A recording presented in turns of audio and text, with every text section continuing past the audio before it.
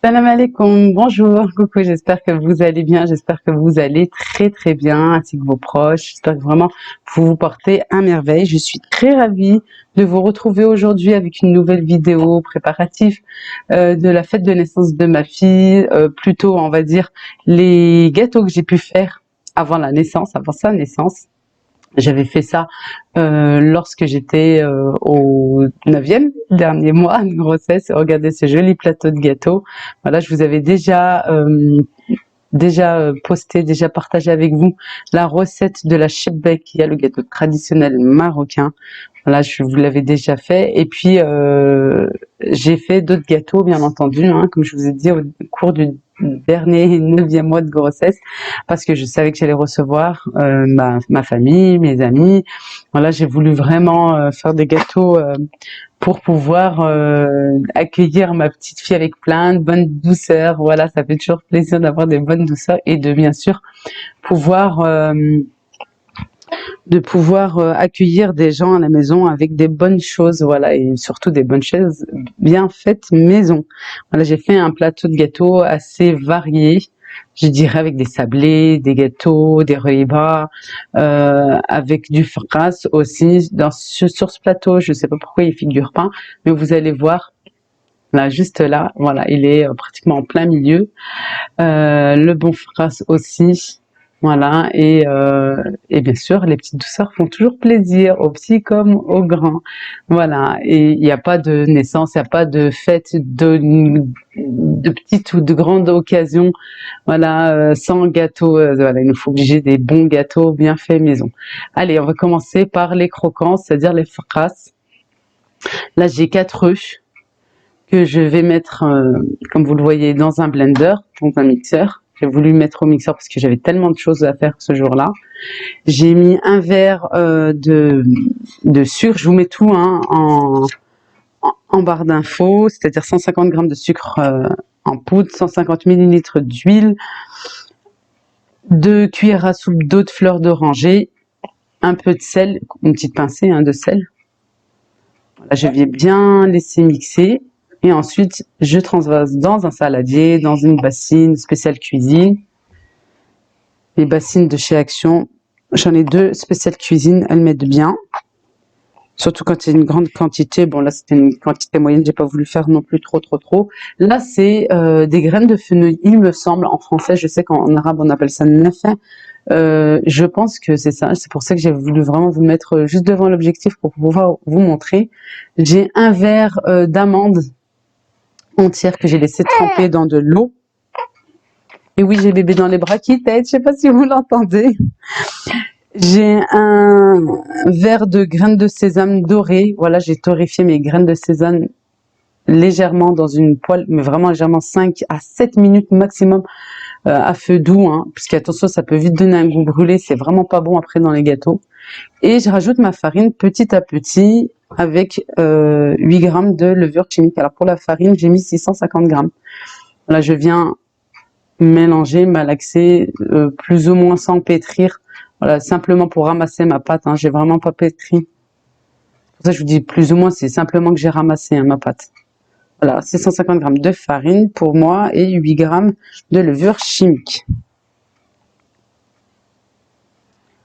Je viens ramasser ma pâte. Ensuite, là, je viens toucher la texture toujours avec la main qui est sèche, c'est-à-dire celle qui n'a pas, avec laquelle on n'a pas mélangé, pour pouvoir justement savoir la texture si elle est bonne ou pas.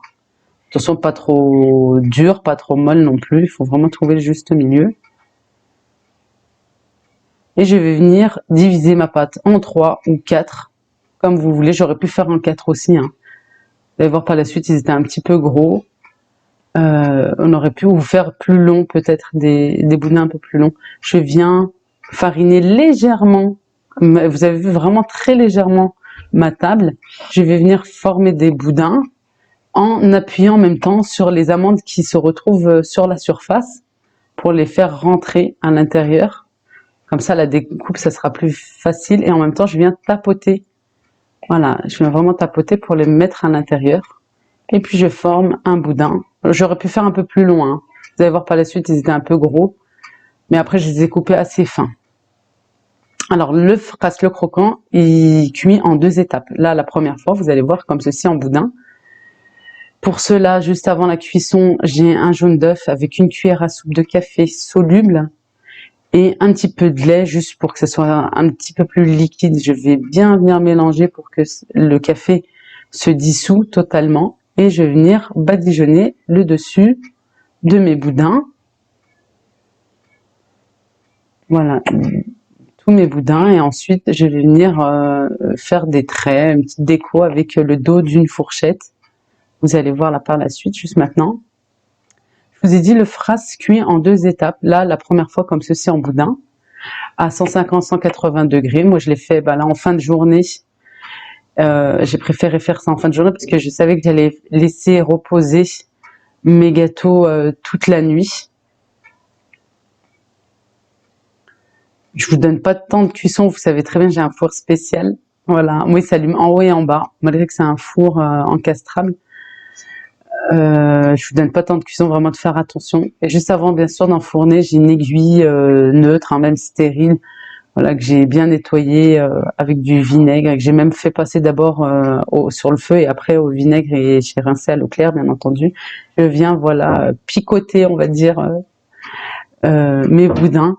Alors c'est une étape très importante parce qu'en fait ça permet, voilà, au fras de ne pas craquer. Oui, il peut craquer sur le dessus. Voilà tout. Là, les boudins sont cuits. Je les ai laissés reposer, recouverts, hein, bien entendu, toute une nuit. Et là, le lendemain, je viens les découper. Alors la découpe, c'est comme vous voulez, si vous voulez des gâteaux fins ou gros, comme vous le souhaitez. Vraiment comme vous le souhaitez. On aurait pu mettre aussi des raisins secs, hein. C'est juste un oubli. Et voilà. Après, je vais les remettre sur une plaque. C'est une étape que j'ai vraiment oubliée. Vous remettez sur une plaque et vous remettez, voilà, vous laissez dorer un petit peu. Je vous ai dit, le farras, c'est en 2 cuissons. La première comme ceci et après la deuxième cuisson. Maintenant, je vais faire des gâteaux à la cacahuète. J'ai 1 kg de cacahuètes avec la peau, tout simplement, que j'ai torréfié au four, que j'ai laissé dorer un petit peu au four. Voilà, avec la peau, hein, je vais venir mixer pour avoir... faut pas que ce soit plutôt une poudre. Voilà, comme ceci. Une poudre assez fine. Voilà, je vous montre bien, comme ceci. Moi, j'ai voulu vraiment faire des gâteaux avec la peau. J'ai voulu faire au plus simple aussi. Et très très bon. Ensuite, je mets de côté mes cacahuètes mixées. Là, j'ai 4 œufs à température ambiante avec 400 g de sucre en poudre. Je vais venir bien mélanger. Moi, j'ai voulu les faire cette fois-ci là à la main. Mais je vais bien mélanger pour dissoudre le sucre en poudre.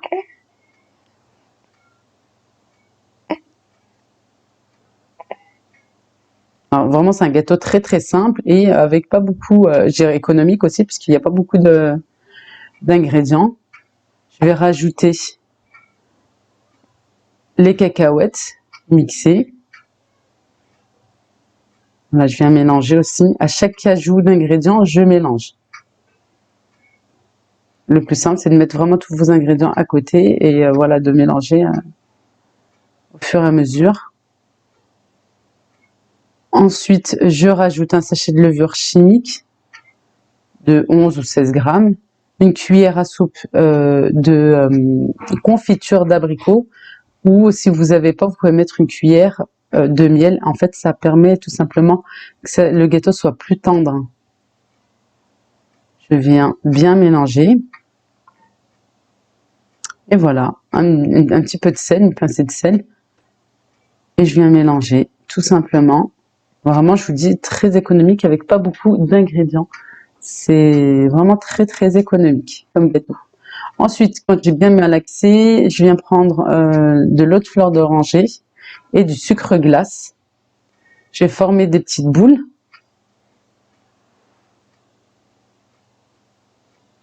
Je vais d'abord mettre, voilà. D'abord, je passe mes mains dans de l'eau de fleur d'oranger, je forme des petites boules et après que je mets dans du sucre glace. Il n'y a pas plus simple qu'un gâteau. Vraiment pas plus simple. Je les passe comme ceci. Je les enroule dans du sucre glace. Et je viens les poser sur une plaque. Et puis j'appuie avec mon pouce, tout simplement. Maintenant, on va faire la même chose, mais à la noix de coco. Noix de coco et semoule. Alors, là, il y a un peu plus d'œufs. Il y a 6 œufs. Toujours à température ambiante. 250 g de sucre en poudre que je vais bien venir malaxer et mélanger. Toujours pour bien faire fondre mon sucre.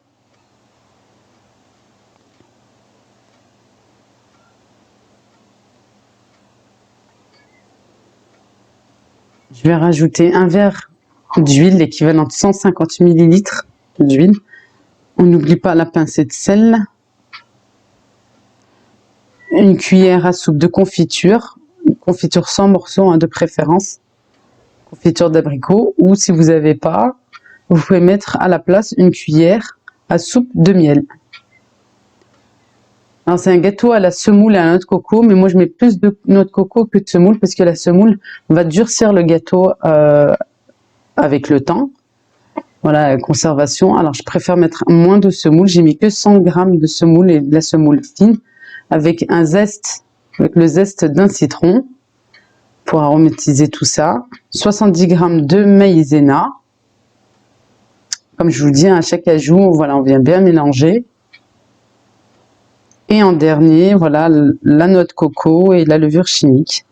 Alors, entre 500 et 600 g de noix de coco. Noix de coco râpée, bien sûr. Un demi-sachet de levure chimique, l'équivalent de 7 à 8 g. Et je vais bien mélanger. Voilà, je rajoute vraiment au fur et à mesure. C'est comme pour la farine. Là, il n'y a pas de farine du tout. Vous avez vu la première, c'est pareil. Il n'y a pas de farine. Et je vais venir bien mélanger. Et c'est vraiment le même principe que les gâteaux à la cacahuète. C'est-à-dire que je vais passer mes mains dans de l'eau de fleur d'oranger. Et après, je les enroule dans du sucre glace. Je trouve plus mes mots. Si vous voyez que c'est un peu liquide, vous pouvez laisser tout simplement reposer 10 à 15 minutes, le temps d'absorber. Voilà. Toujours avec la main qui est sèche, on vient toucher la texture, tout simplement. Voilà, comme je vous ai dit, comme je vous l'ai expliqué, d'abord les mains dans de l'eau de fleur d'oranger. En plus, ça permet de parfumer. Et ensuite, on forme une boule, hein. Et après dans du sucre glace, c'est pour pouvoir tenir avec le sucre glace. Sinon, ça s'enlève bien sûr à la cuisson. Et pareil, on les dispose sur une plaque qui va au four et on tapote avec le pouce. Et elle est au four. Dès que votre plaque est pleine, au four. Attention à la cuisson, hein. Quand on fait des gâteaux, on reste dans la cuisine. Maintenant, je passe au sablé, aux amandes, très facile à faire. Et franchement, ça a été vraiment mes préférés, très très très très bon. Les préférés de mon fils aussi. Là, j'ai pour les ingrédients. J'ai 300 g d'amandes que je viens concasser. Ensuite, j'ai 250 g de beurre mou que je vais venir travailler avec 150 g de sucre en poudre. Je vais bien venir travailler parce qu'il me faut une texture, il faut que ça devienne de la pommade en fait. Je rajoute 3 œufs entiers et un jaune. Le blanc qui reste, je vais le laisser pour la déco, vous allez voir par la suite. Voilà, j'ai laissé le blanc, on ne jette rien. Je vais venir toujours bien malaxer, bien mélanger. Vous pouvez le faire bien sûr au robot, hein, ça ira plus vite. Moi, j'aime bien toucher la texture des ingrédients, ça ne me dérange pas du tout, au contraire. Et en plus, je peux toucher si ça va ou pas, est-ce que c'est assez dur ou pas. Je rajoute un peu d'huile, un demi-verre d'huile, c'est-à-dire 80 g, 80 ml d'huile de tournesol. Hein. Regardez, vraiment une bonne texture. Et je rajoute maintenant mes amandes concassées. Un sachet de sucre vanillé aussi. De toute manière, vous trouverez tout en barre d'infos, hein, comme d'habitude. Je me répète, mais j'essaie tout le temps de vous mettre les ingrédients. Je rajoute une cuillère à café de levure chimique et ma farine petit à petit. Voilà, moi j'ai utilisé 700 g de farine, toujours petit à petit. Ça, je vous le répéterai jamais assez. Voilà, ça dépend du type de farine que vous utilisez, la grosseur des œufs aussi. Ça, je vous l'ai déjà dit aussi, hein. C'est pour ça, petit à petit, jamais la farine d'un coup. Jamais, jamais, au grand jamais. Après, vous allez être des experts. Je suis pas une experte, hein. Mais après, vous êtes une experte. Au fur et à mesure que vous faites, vous allez voir. Vous allez savoir la texture.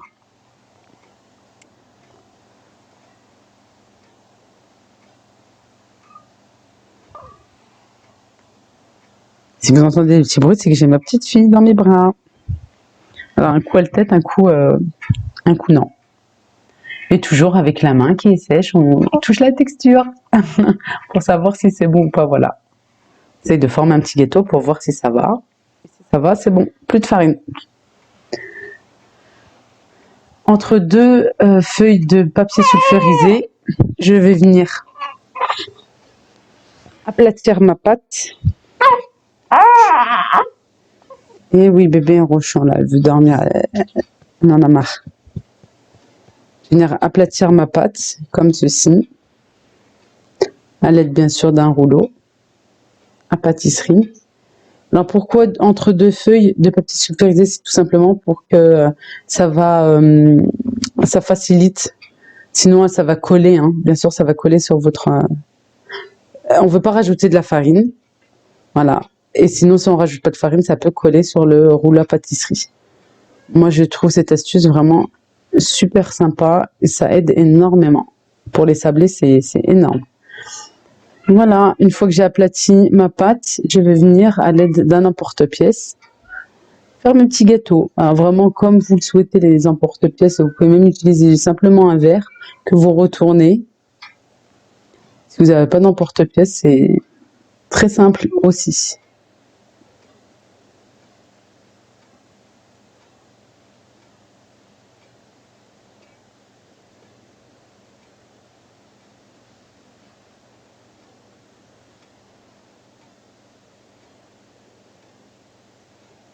On essaye vraiment d'en faire le maximum.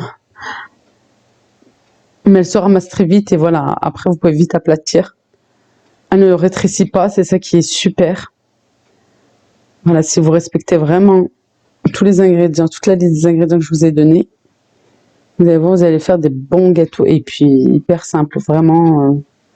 Il n'y a pas plus simple. J'ai pas voulu me casser la tête non plus à faire quelque chose de compliqué. Vous savez très bien, à la fin d'une grossesse, c'est assez compliqué déjà comme ça. Et ensuite, je les ai mis sur une plaque. Et je les ai badigeonnés avec le blanc d'œuf. Vous savez, le blanc d'œuf qui restait. Voilà, je les badigeonne. Et puis, ou vous les laissez comme ceci. J'ai fait moitié comme ceci, moitié avec des amandes effilées. Ça permet de tenir les amandes. Alors, au début, je les ai mises entières, les amandes effilées. Et ensuite, je vais les concasser grossièrement avec mes doigts, tout simplement, hein, avec ma main. Et aller au four ensuite, dès que la plaque est pleine. Attention, hein, vraiment à 160, 170 degrés, ça va très vite. Hein. Les sablés, ça va très très vite au four. Même pas une dizaine de minutes et c'est cuit. Et voilà mes bons gâteaux, j'espère que ça vous a plu, j'espère que vous allez les tester surtout parce que c'est très très simple à faire, très rapide et très économique et en plus ça fait plaisir à tout le monde. Voilà mon plateau de gâteaux, vraiment c'était un pur délice et bien sûr il m'en reste. Vous pouvez les congeler aussi, hein, voilà, vous pouvez les congeler, c'est très facile, je vous avais déjà montré je crois pendant le Ramadan ou l'Aïd comment congeler des gâteaux. C'est très facile dans une boîte hermétique, voilà, et puis vous pouvez les congeler. On se retrouve très très vite pour la suite de cette vidéo, c'est-à-dire la fête de naissance de ma fille avec ce que j'ai présenté, ce qu'on a mangé, etc., etc. Je vous souhaite une excellente journée, une excellente semaine. De toute façon, on se retrouve là dans la semaine pour la suite. Promis, je fais mon maximum malgré la fatigue et malgré le manque de sommeil, je dirais. Hein.